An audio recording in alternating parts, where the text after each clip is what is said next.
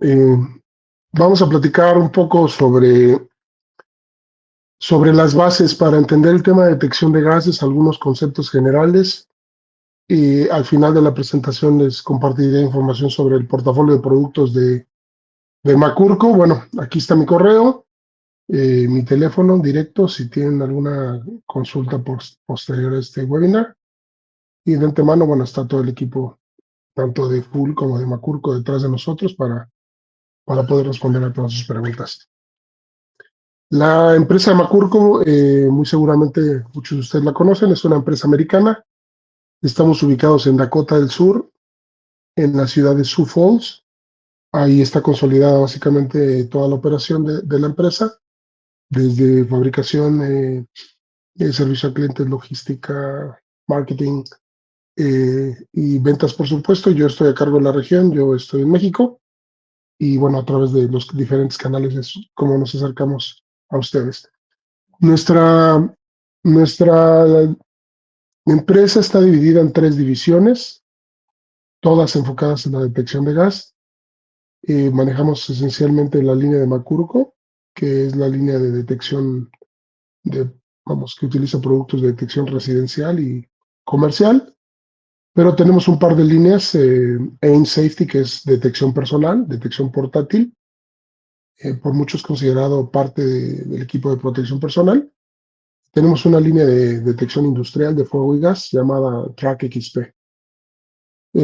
Como todo fabricante de detección de gases, nuestro principal interés es proteger a ustedes, a las personas que trabajan en las diferentes instalaciones donde puede haber presencia de gases y, por supuesto, la propia instalación, el edificio como tal. Y cuando hablamos esencialmente de gases, pues hablamos de 3 categorías de riesgo. En términos generales es pues los gases combustibles que generan pues el riesgo de explosión. Aquí hablamos de hidrocarburos, hablamos de derivados del petróleo, gases combustibles, explosivos, como los conozcan. Y regularmente pues son gases que se miden en porcentaje de NEL. Vamos a platicar en un momento qué es eso. Tenemos también el riesgo de toxicidad que genera la exposición a concentraciones altas de gases tóxicos. Estos gases, por su naturaleza, pues se consideran muy peligrosos en dosis pequeñas, en cantidades pequeñas, y de ahí que se utilice una escala de partes por millón para medirla.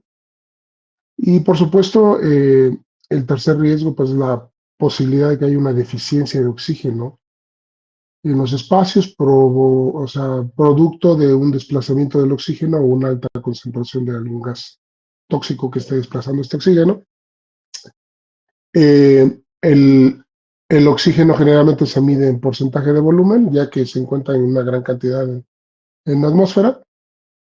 Y el oxígeno igualmente, pues se puede, atmósferas donde haya una alta concentración de oxígeno, de repente pueden convertirse en atmósferas potencialmente explosivas.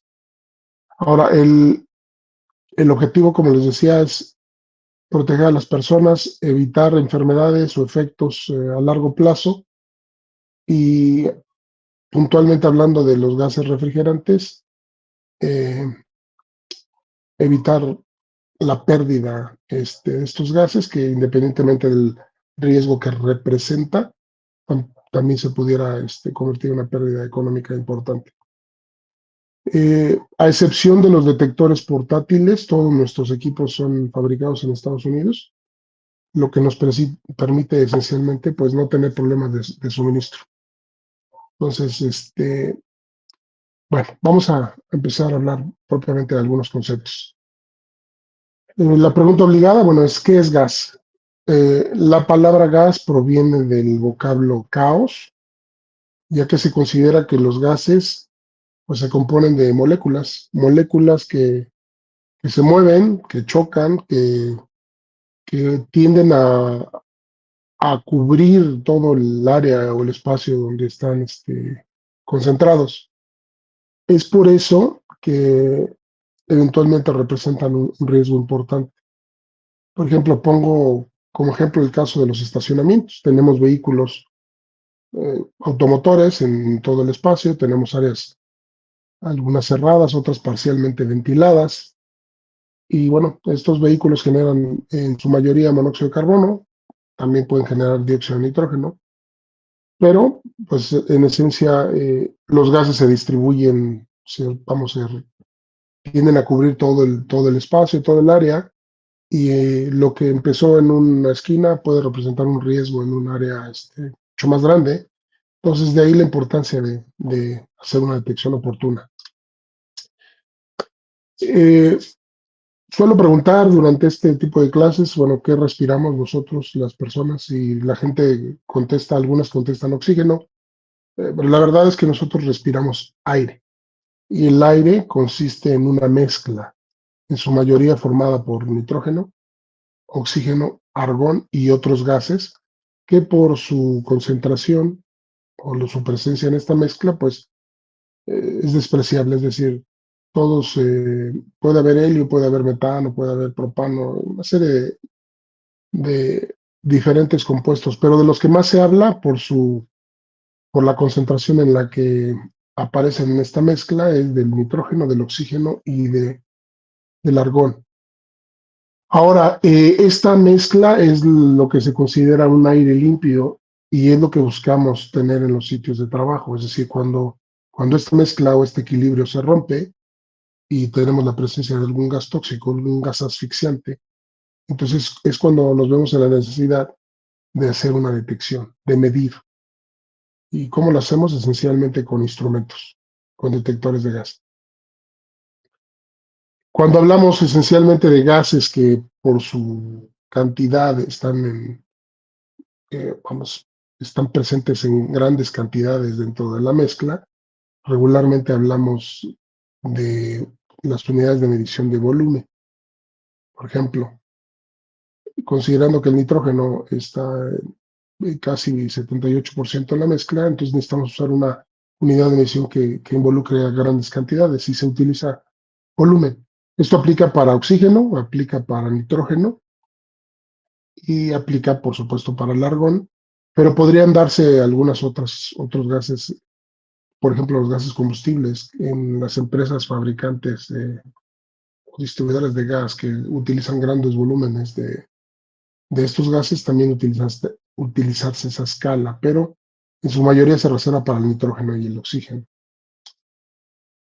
Ahora, cuando hablamos de gases tóxicos, como estos gases son sumamente peligrosos en pequeñas concentraciones, pues necesitamos usar una escala más pequeña. Y de ahí que se utilice la escala de partes por millón.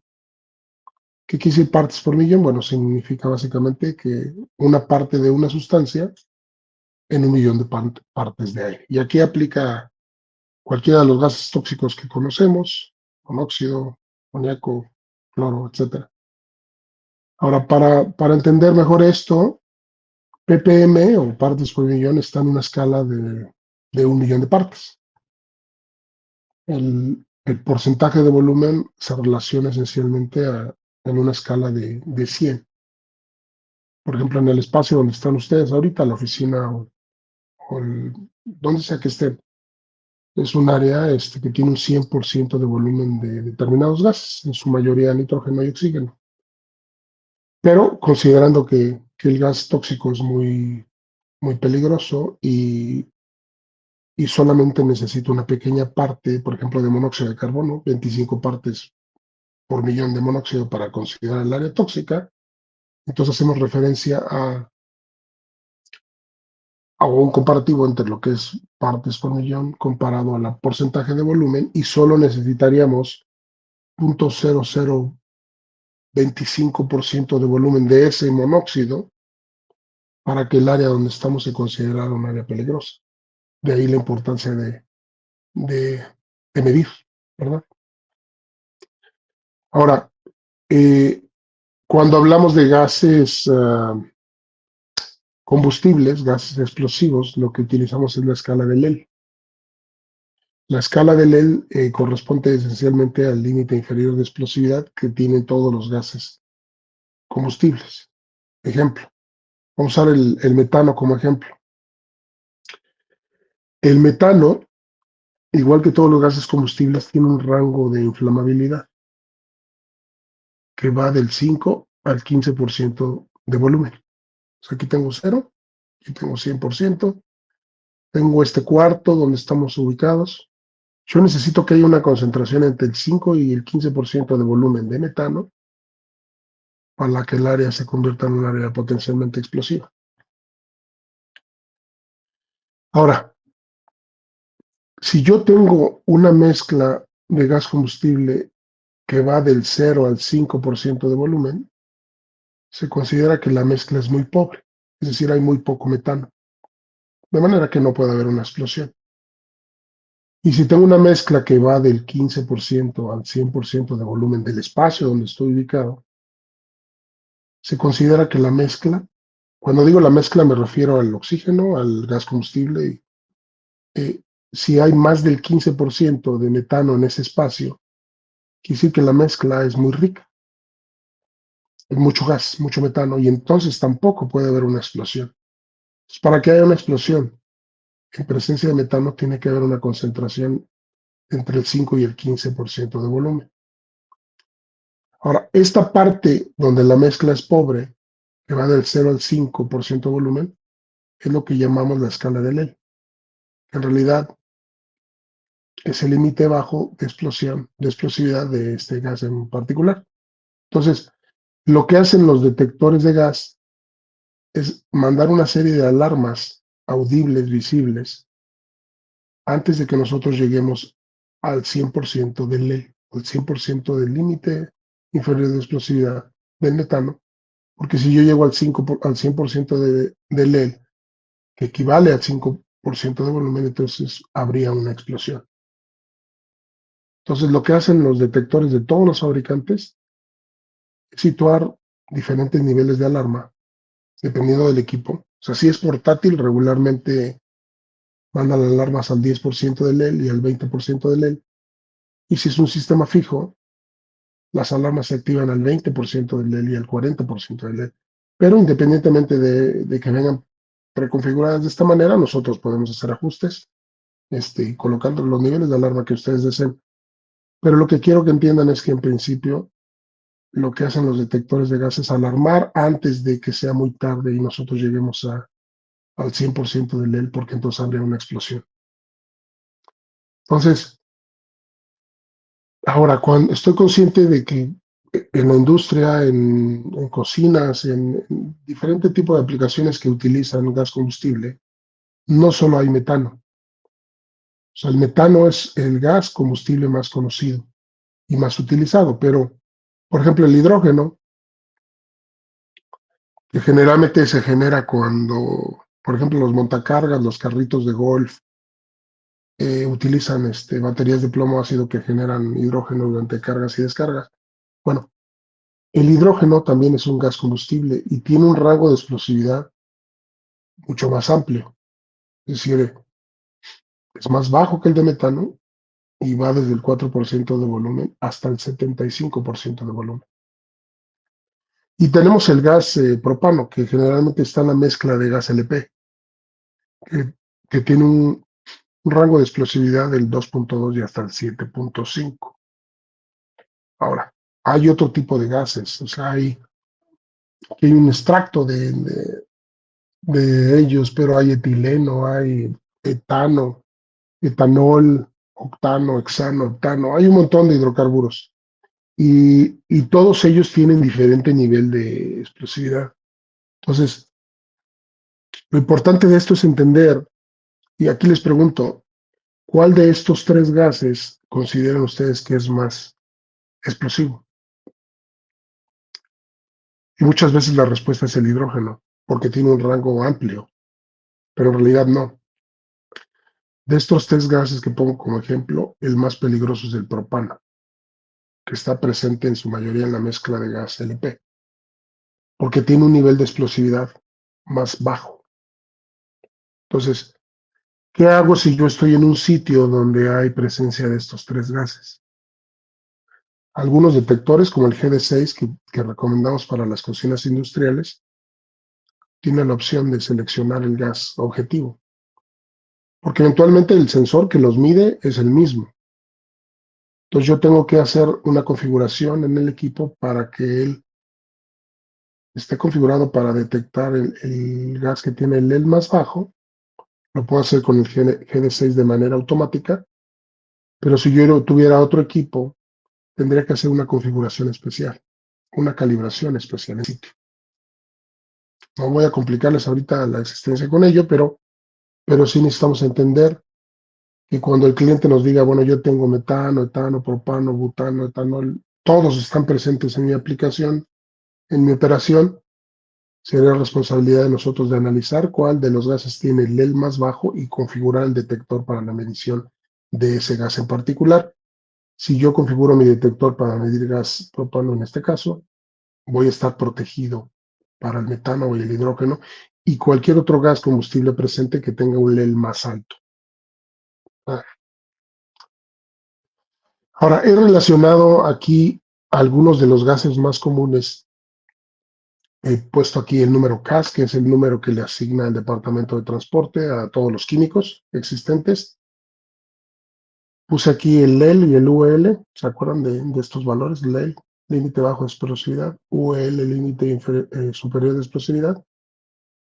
Pero el dato que más me interesa en este momento es la densidad o el peso relacionado con el aire. Y he puesto los límites de exposición máximos permitibles según la TLB, que es de una asociación de especialistas en Estados Unidos. Voy a pasar rápidamente sobre estos gases, solo quiero crear conciencia de cómo se comportan y para qué sirven. Y de antemano esta presentación se las voy a compartir para que la puedan consultar posteriormente. Bueno, como les platiqué, el gas metano es un gas que no tiene color, que no tiene olor. De hecho, el olor se le agrega a través de mercaptanos. Y bueno, es muy inflamable, es más ligero que el aire, o sea, tiene una densidad de 0.55 kilogramos por metro cúbico comparado con la densidad del aire de 1.29. Y este dato en particular nos permite tener una idea de dónde debemos de colocar los detectores de gas natural o gas metano que vamos a utilizar. Y esencialmente, estos detectores se colocan a 30 centímetros del techo. Ahora, este gas pues está contenido, se genera por la descomposición de materia orgánica, está presente en pantanos, se desprende del petróleo. Por ejemplo, en la industria petrolera hay mucha presencia de gas natural y mucha presencia de gas de H2S, sulfídrico, etcétera. Está presente en muchas minas, se utiliza como combustible para muchísimas aplicaciones y se utiliza en plantas de generación eléctrica, etcétera. Y el propio gas se utiliza como materia prima para generar otros productos químicos. El oxígeno, por ejemplo, viene presente en la mezcla de aire que respiramos. Pues lo necesitamos esencialmente para respirar. Está, es necesario para realizar cualquier tipo de combustión. Y es el tercer elemento más abundante en el universo después del hidrógeno y el helio. Ahora, en nuestros sitios de trabajo lo que buscamos es encontrar concentraciones de 20.9% de volumen de oxígeno. Esa es la cantidad de oxígeno presente en una mezcla de aire limpia. Cualquier concentración de oxígeno abajo de 19% de volumen representaría un riesgo de asfixia. Cualquier concentración de oxígeno de 23% de volumen o más representaría un riesgo de explosión. El monóxido de carbono, este gas generalmente se genera cuando se quema algo, cuando hay una combustión. Tiene, por ejemplo, en la industria minera está muy presente, en las minas subterráneas, en estacionamientos, en lugares donde hay una quema de combustible, se genera. Todas las chimeneas, calentadores, calderas, hornos, estufas, también generan este gas cuando se quema el combustible. Y bueno, tiende a ser un gas sumamente peligroso, tóxico.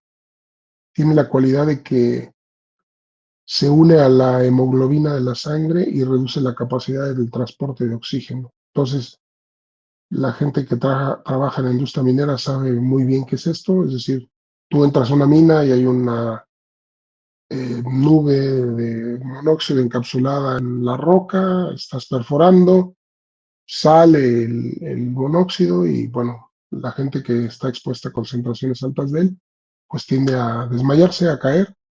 Si tú sacas a esa persona del espacio y lo llevas a un área con aire limpio, el tipo se va a recuperar. Si lo dejas ahí, bueno, pues, por un mayor tiempo, pues puede representar un riesgo de muerte. Entonces es un gas que hay que tenerle cuidado. Eh, Su densidad es parecida a la del aire, por lo que la recomendación es que los detectores se coloquen entre 4 y 6 pies de altura, en estacionamientos básicamente a 1,50 de altura sobre el nivel de piso. El dióxido de nitrógeno, NO2, es un gas que pues está muy presente también cuando hay vehículos que utilizan diésel. Esto pasa mucho en estacionamientos, especialmente pues en Centroamérica, en Sudamérica, en el Caribe. En México no tanto, pero cada vez es más común que en los estacionamientos, además de medir el CO, se mida el NO2. Se comporta igual muy parecido que el monóxido en términos de densidad. Y esto se genera esencialmente por vehículos motorizados, centrales eléctricas, refinerías y algunos procesos industriales. El ácido sulfídrico o H2S, sulfuro de hidrógeno, como lo conozcan, es un gas muy presente en la industria petroquímica, en plantas de tratamiento de aguas, en lugares, cisternas, tinacos, lugares donde hay materia orgánica que se ha descompuesto. Esencialmente es el gas que huele a huevo podrido y que está presente en aguas residuales, en alcantarillas, en todo este tipo de aplicaciones. Extremadamente nocivo para la salud. Puede ser detectado en concentraciones mínimas de 0.005 partes por millón. Arriba de 150 o 200 partes por millón, la nariz es incapaz de detectarlo, de allí que sea pues, muy peligroso. El amoníaco, refrigerante por excelencia, se utiliza pues, en básicamente todas las plantas de alimentos y bebidas, en cuartos de congelación, etcétera. Es más ligero que el aire. Los detectores se colocan en la parte superior. Eh, Se utiliza también para fabricar fertilizantes, plásticos, un montón de químicos, líquidos de limpieza de cocinas, desinfectantes, cada vez menos en la industria de cosméticos, industria farmacéutica, sumamente tóxico. El cloro también se usa mucho en la industria. Aquí el cloro se usa para desinfección, o sea, las plantas de alimentos y bebidas después de cierto tiempo, utilizan cloro en una mezcla con agua para desinfectar todas las tuberías de acero inoxidable. Es muy pesado en comparación al aire, por lo que los detectores se colocan esencialmente a 30 centímetros del piso. Si lo utilizamos en el hogar, es básicamente una mezcla muy diluida. O sea, el cloro que usamos en casa o sea, la gente que maneja el cloro dice que es prácticamente agua, pero es un gas tóxico. Si lo mezclamos con otros líquidos de limpieza como que contengan amoníaco, vamos a hacer una bomba ahí que va a generar muchísimo gas tóxico, es también bastante peligroso. El dióxido de carbono, CO2, utilizado mucho en la industria de alimentos y bebidas para agregarle efervescencia a las bebidas gaseosas. También se utiliza mucho en la industria como agente para soldadura, en sistemas de supresión, extintor. Se utiliza para presurizar algunas pues, armas. eh, vamos, sí son una especie de tanquecitos que le agregan pues la fuerza a la bala para que salga del arma. Se utiliza también mucho en la industria de alimentos para donde hay cultivos en espacios interiores. ya que acelera el metabolismo de las plantas, crecen más rápido, se desarrollan más rápido, pero es un gas tóxico por excelencia. Ahora, es muy común cuando hablamos de detección de gases que hablemos de sistemas de detección de gas y esencialmente para mí un sistema de detección de gas puede ser un detector que tenga una alarma audible y visible y que esté conectado a un suministro de energía eléctrica. Pero los sistemas también pueden ser sistemas muy complejos.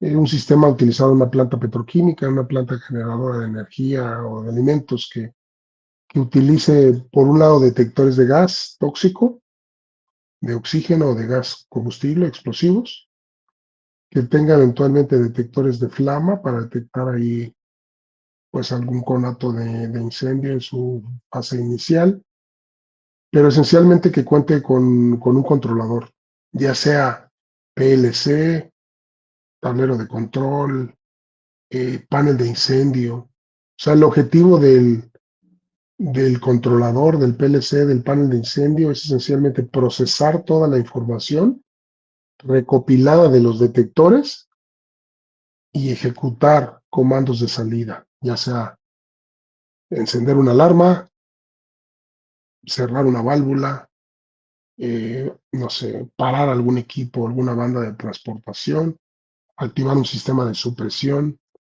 de extinción, no sé, pueden ser sistemas sumamente complejos. Y hablando, por ejemplo, de la industria petroquímica, el sistema de gas es una pequeña parte del sistema que controla toda la operación de la planta, el sistema de paro de emergencia, etcétera. Entonces, esto puede estar, vamos, escalarlo a niveles muy altos o hacer soluciones muy sencillas para determinadas aplicaciones. Ahora, en todas las industrias hay riesgos. Eh, hay aplicaciones muy complejas, industria química, generación de energía, etcétera, pero hay otras que pueden sonar aplicaciones muy sencillas. Por ejemplo, en una universidad, una escuela, pues siempre va a haber un laboratorio, siempre va a haber un suministro de gas en la cocina, siempre va a haber la quema de combustible en un horno. Entonces, no descartemos la posibilidad que básicamente en todas las aplicaciones existentes, en toda la industria, hay algún tipo de riesgo vinculado a los gases. Y entonces hay una oportunidad de negocio para todos y hay mucha información al respecto. Ahorita les voy a comentar un poco más sobre esto. Cuando, cuando me preguntan cuál es, yo he trabajado en 3, 4 ya empresas fabricantes de gas durante mi carrera y pues es muy común que mis clientes, los que han estado conmigo de muchos años, me pregunten, bueno, ¿cuál es la diferencia entre Macurco y otros fabricantes? Y en términos de tecnología, pues las soluciones son muy parecidas. Por supuesto que hay diferencias técnicas y cada quien tendrá sus preferencias, pero una de las diferencias que he notado más es que nosotros tenemos líneas muy sencillas para aplicaciones residenciales, tenemos gamas medias para aplicaciones comerciales y tenemos gamas o altas gamas para aplicaciones industriales con equipos a prueba de explosión, complementado con la detección portátil. La aplica esencialmente para aplicaciones industriales. Y hay mucha información al respecto. O sea, los invito a que visiten la página de Macurco y vayan al apartado de aplicaciones. Allí van a encontrar una serie de guías. Las guías son documentos muy pequeños, 6, 8 páginas, que describen una aplicación y que nos muestran cuáles son los riesgos asociados a la presencia de gases y cuál es la solución que ofrecemos en términos de qué equipos utilizar.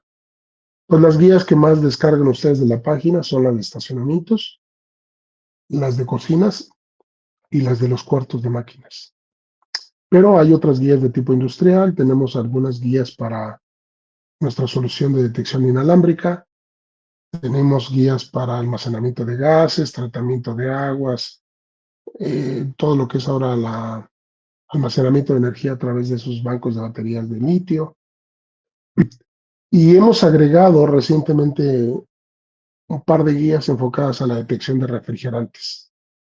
Entonces, refrigerantes en cuartos fríos, áreas sí, de congeladores, etcétera, y guías de VRF, o sea que son aquellos sistemas grandes que generan el aire acondicionado, HVAC, donde hay mucha presencia de gases refrigerantes.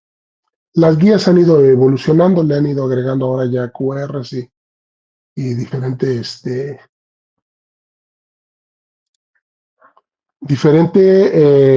herramientas para que pueda ser más fácil llegar a ellas y sea más fácil consultarlas. Tenemos también una serie de guías de producto que nos permiten ubicar cuáles son las soluciones de detección. Por ejemplo, esta del lado izquierdo es detección comercial, la del lado derecho arriba son detectores portátiles, abajo tenemos industriales y detectores inalámbricos. Entonces están toda la gama de productos, sus usos y aplicaciones, pesos, tamaño, si los sensores son reemplazables, si son permanentes, el tiempo de vida útil del equipo, etcétera. Son guías que de una manera muy sencilla nos muestran todo el portafolio de productos de Macoco. Hay también guías para instalación, para montaje de los detectores de gas, tanto industriales como de uso comercial. Todo esto relacionado a cómo se comportan los diferentes gases basados en su peso. Y bueno, cuando hablamos de detección, esencialmente tenemos que hablar de sensores, y los sensores son básicamente la parte más importante del detector. Son el que detectan el gas y son los que definen el tiempo de vida útil de un detector. Entonces, hay muchas tecnologías de sensores. Hay sensores de los que nos usamos nosotros, de los que vendemos nosotros, sensores semiconductores, sensores catalíticos, sensores infrarrojos, electroquímicos y de fotoionización. Hay otras tecnologías en el mercado, sí, pero nosotros solamente manejamos este tipo. No los voy a complicar ahora con las tecnologías, pero sí tengo esta tablita que nos habla pues de los pros y los contras de cada una de estas tecnologías. Y al final, en la columna de la derecha, lo relacionan en relación al costo de ellos. Hay tecnologías muy sencillas, como la semiconductora, que son de bajo costo, que funcionan muy bien en presencia de humedad alta y que son muy económicos, que son los que regularmente usamos en los detectores de la serie residencial, GD2A, GD2B y CME1. Los catalíticos, que generalmente usamos en el GD6, en los equipos de detección de gas combustible industrial, pues suele ser la tecnología más utilizada, la más simple, la más económica, mide hidrógeno, acetileno, pero eventualmente en aplicaciones industriales donde haya alta presencia de sulfídrico, de cloro y de silicones, puede representar un riesgo para el sensor porque lo afectan y lo inutilizan esencialmente. O sea, si tienes una planta de un hilero de Procter Gamble, de Johnson Johnson, y tiene mucha presencia de silicona en el ambiente, ese pudiera dañar el sensor catalítico. Es una tecnología económica y estas limitantes del detector, o sea, esencialmente el posible envenenamiento en presencia de silicón, me obligarían a saltar a la tecnología infrarroja, que no requiere oxígeno para funcionar, no se envenena, es muy estable, tiene un tiempo de respuesta muy rápido, pero que eventualmente pues, no puede detectar hidrógeno, no puede detectar acetileno, es más costosa y es muy afectada por los cambios de temperatura, humedad y presión. Entonces, la tecnología electroquímica es la más utilizada para medir gases tóxicos y oxígeno. Eh, la fotoionización es una tecnología muy específica para medición de gases muy particulares como el benceno, el jet fuel. Y la ultrasónica, bueno, es la tecnología más costosa de todas, no la manejamos nosotros, se utiliza mucho en plantas petroleras, detecta muy rápido, sin embargo, no detecta fugas pequeñas que no generen ruido durante el proceso de fuga y no podemos determinar la concentración de los gases presentes en esa fuga. Entonces, pero esencialmente, les decía, los sensores son el cerebro de todo instrumento.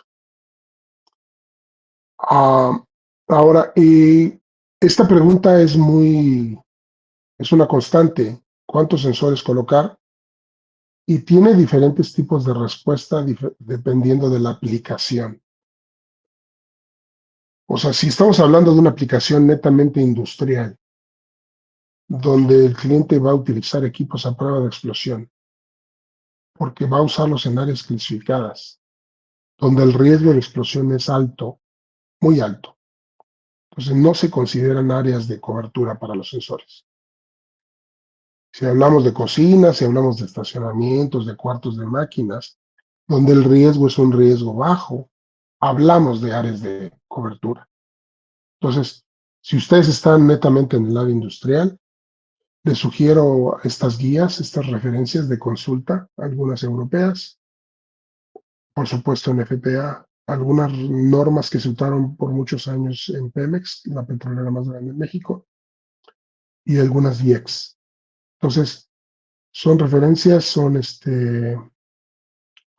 pues algunas guías, pero esencialmente cuando hablamos de aplicaciones de alto riesgo, eh, los detectores no se consideran áreas de cobertura y deben instalarse donde se considere más probable la aparición de gas.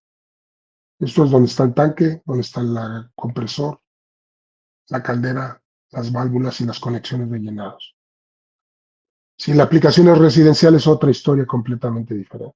Tenemos áreas muy definidas de cobertura que ahorita les voy a explicar en un momento.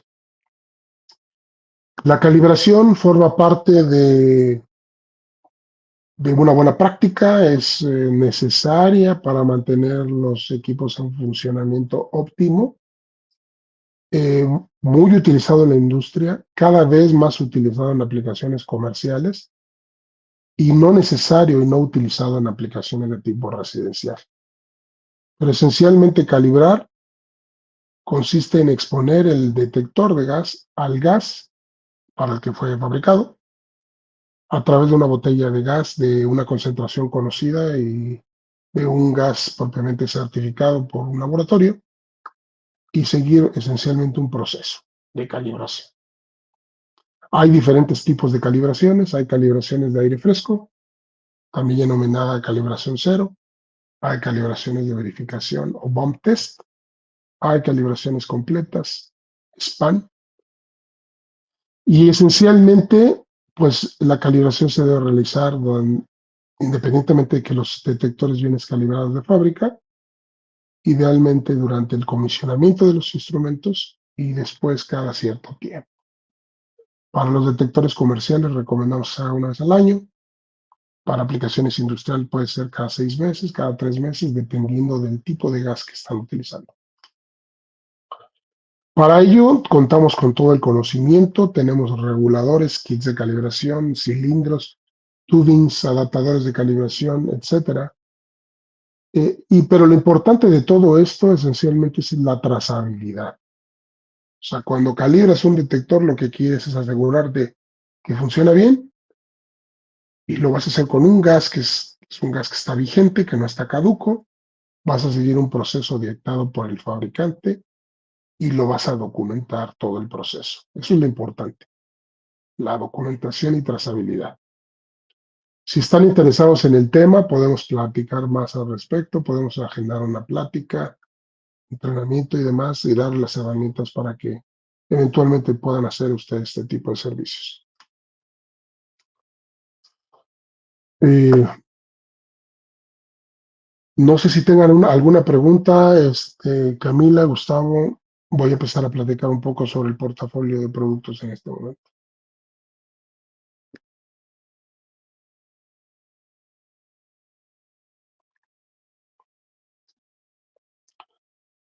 Voy a tratar de hacerlo muy rápido, a menos de que ustedes tengan preguntas y quieran irle respondiendo, pero esencialmente la línea del portafolio de productos se divide, como les dije, en detección portátil, detección residencial y comercial y detección industrial.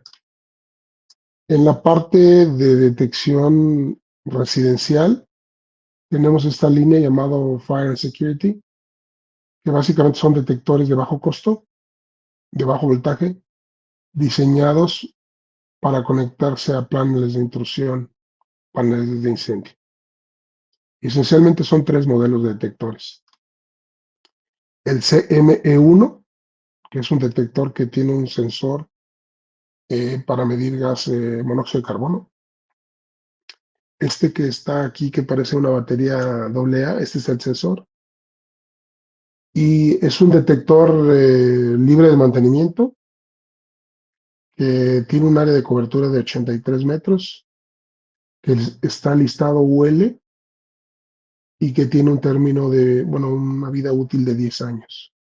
Está disponible en formato rectangular y formato circular para plafón. Y básicamente está diseñado para medir monóxido, pero solamente en casas, en departamentos, en oficinas, en cuartos de hotel. No está, por favor, no lo recomienden para estacionamientos. No funciona como un detector de monóxido debe funcionar en un estacionamiento. Este promedia la exposición al monóxido durante cierto tiempo y cierta concentración, y es cuando manda la señal de alarma. En un estacionamiento necesita una detección inmediata y puntual que no da este detector. Si tenemos una aplicación de cocina en una casa, departamento, en una residencia, GD2A y GD2B son la opción. Utilizan sensores semiconductores, tienen áreas de cobertura de 83 metros, tienen el mismo costo, pero sí hay diferencias notables. El GD2A está listado UL, el GD2B no está listado UL. GD2A no tiene alarma audible, la alarma la da el panel, y GD2B tiene alarma audible y visible integrada. Si eventualmente quisieran instalar un sistema standalone conectado a, por ejemplo, a un adaptador de 120, 110, 220, GD2B es la opción. Pero el más utilizado en Latinoamérica, de hecho, es este GD2A. No es para cocinas industriales y tiene una vida útil de 5 años. Si quieren verificarlo en sitio, simplemente utilicen un encendedor y apliquen el gas en cualquiera de los laterales del equipo para que haga una detección inmediata. Si la aplicación es comercial, cocina industrial, cafetería, bar, comida rápida, un cuarto de máquinas, un estacionamiento, alguna aplicación donde haya amoníaco, ácido sulfídrico, que no requiere equipos a prueba de explosión, esta es la opción. La línea Serie 6, Serie 12.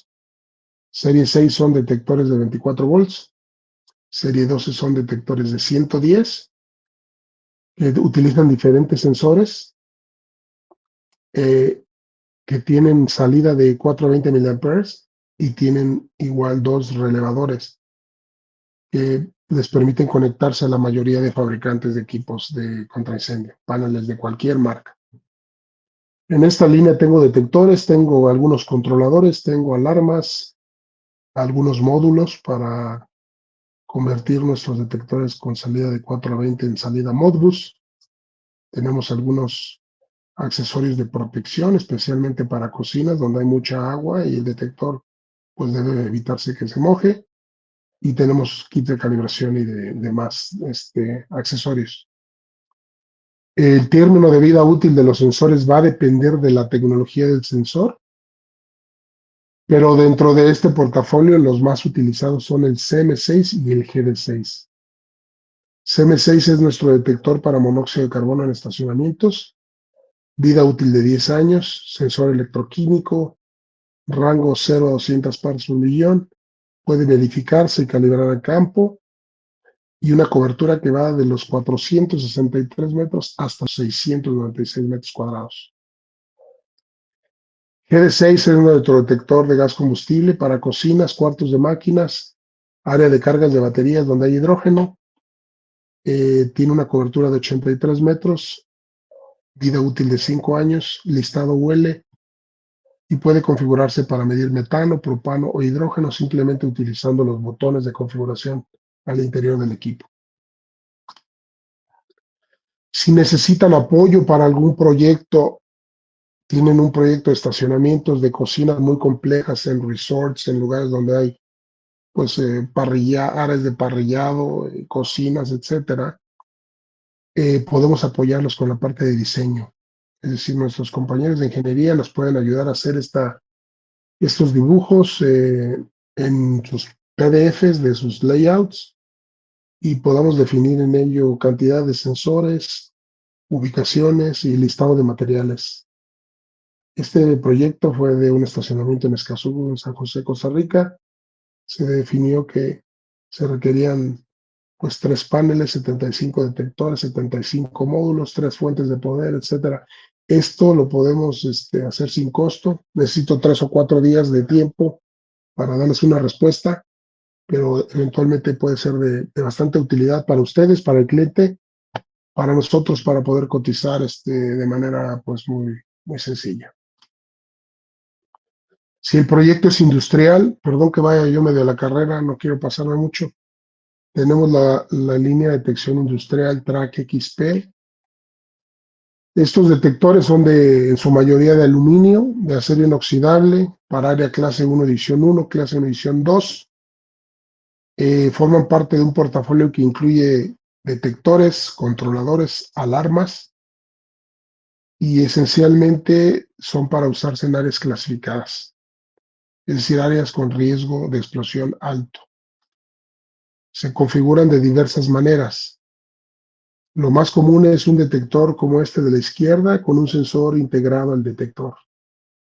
Pero se le pueden integrar 2 sensores o se pueden hacer separaciones, arreglos remotos, donde el sensor lo dejas en el cuarto o en el área de proceso y el detector separado en el cuarto de control o área segura, o en la cabina de la caseta del vigilante, no sé.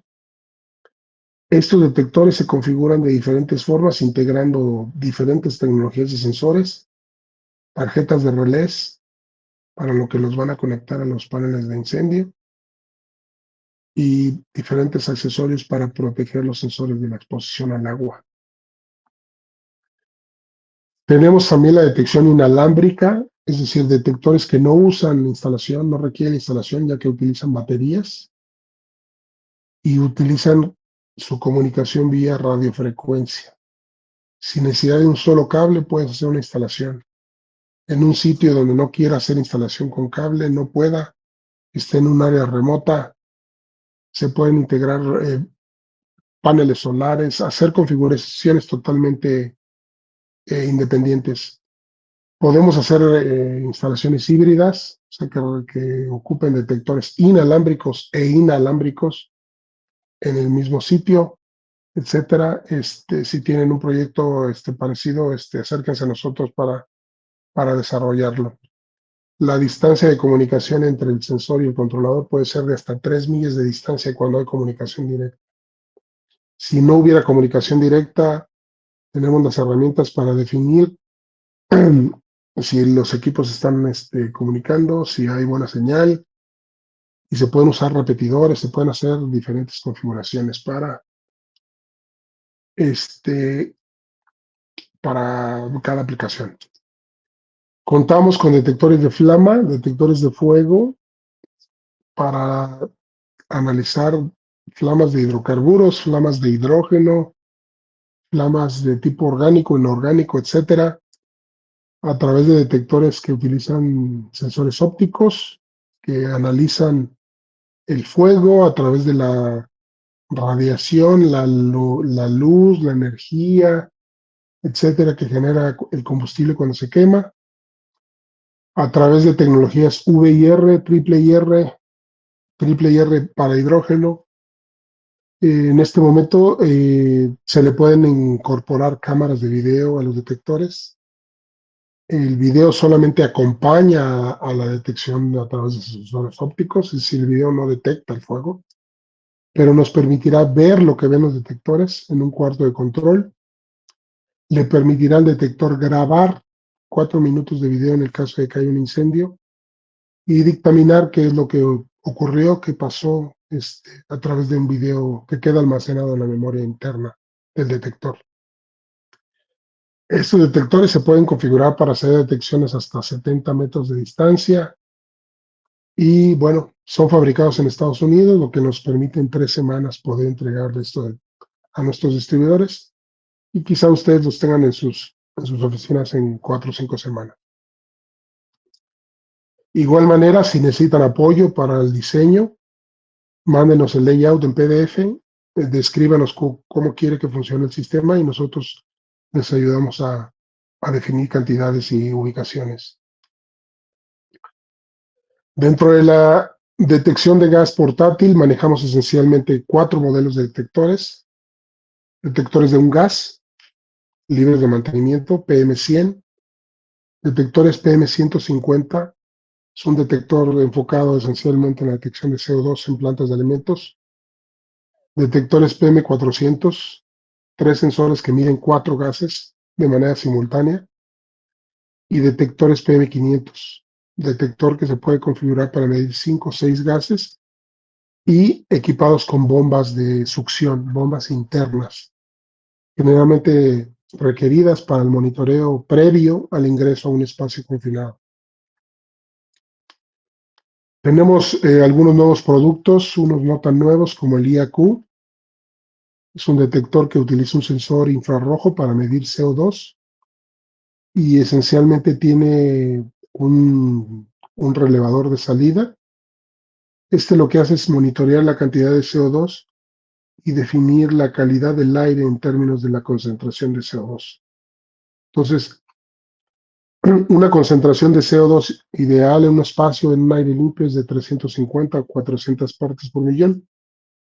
Pero permite que, por ejemplo, en escuelas, salas de auditorios, conciertos, gimnasios, hospitales, etcétera, pueda vincular la concentración del gas al relevador y mandar una señal de contacto seco para activar sistemas de extracción, recirculación de aire, etcétera. Tenemos el controlador para los cuartos de máquinas. Es un controlador al que yo puedo conectar varios de mis detectores y que va a interactuar con los ventiladores extractores o el cierre de válvulas de la caldera, del calentador. El objetivo de este sistema es ahorrar tiempo, actuar rápidamente en caso de que haya una fuga de gas y mandar la información al panel de incendio. Tenemos este nuevo Air Shield que salió la semana pasada. Es un detector ahorita, al día de hoy, enfocado en la detección de refrigerantes. O sea, todos ustedes que están en el negocio de HVAC, aire acondicionado, refrigeración, etcétera. Este es un nuevo equipo. Utiliza sensores infrarrojos. Los gases refrigerantes en esencia son asfixiantes, desplazan el oxígeno, algunos son explosivos. Aquí hay algún listado de los más importantes y se puede configurar de diversas formas. 1 o 2 sensores, puede ser usado en cuartos fríos, etcétera. Este detector se configura con 1 o 2 sensores, como les digo. Puede ser digital, puede ser analógico, es decir, 420 Modbus. Y si necesitan, si les interesa el tema, les puedo compartir mayor información al respecto. Es un nuevo equipo que va a ser la base de nuevas tecnologías que van a salir en los próximos meses. Y bueno, no sé si haya alguna pregunta, creo que hablé muy rápido el día de hoy, pero espero haya quedado algo claro, o cuando menos les haya dado a ustedes la oportunidad de entender un poco más sobre el tema y podamos apoyarles a desarrollar más proyectos de detección.